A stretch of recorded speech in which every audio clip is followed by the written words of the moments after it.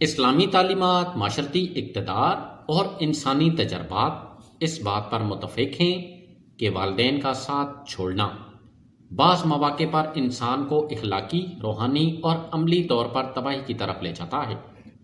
خاص طور پر دو ایسی جگہیں یا حالتیں جہاں والدین سے کنارہ کشی انسان کے لیے نقصان دہ ثابت ہوتی ہیں۔ نمبر 1، بڑھاپے، بیماری یا کمزوری کے وقت والدین کا ساتھ چھوڑ دینا۔ جب والدین بڑھاپے کو پہنچ جائیں، بیمار ہوں یا جسمانی و ذہنی طور پر کمزور ہو جائیں تو اس وقت اولاد کی ذمہ داری سب سے زیادہ بڑھ جاتی ہے۔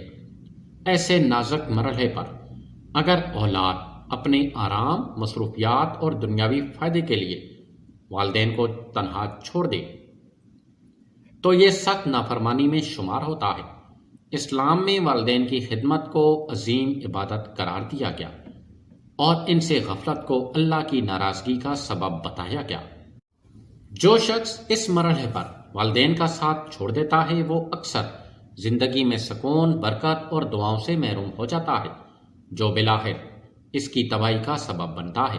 نمبر 2، اہم زندگی کے فیصلوں میں والدین کی رہنمائی چھوڑ دینا۔ نکاح، تعلیم، پیشہ یا بڑے مالی فیصلوں کے وقت والدین کے تجربات اور مشورے کو نظر انداز کرنا بھی نقصان دہ ثابت ہوتا ہے۔ والدین اپنی اولاد کے لیے خلوص رکھتے ہیں اور زندگی کے نشیب و فراز دیکھ چکے ہوتے ہیں۔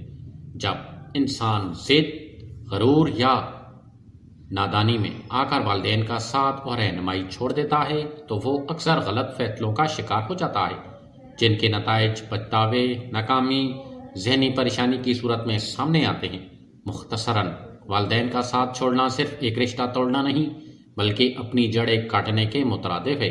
جو انسان والدین کا ساتھ جڑا رہتا ہے وہ زندگی کی آزمائشوں سے محفوظ رہتا ہے، اور جو ان سے دور ہوتا ہے وہ اکثر تباہی کے راستے چل پڑتا ہے۔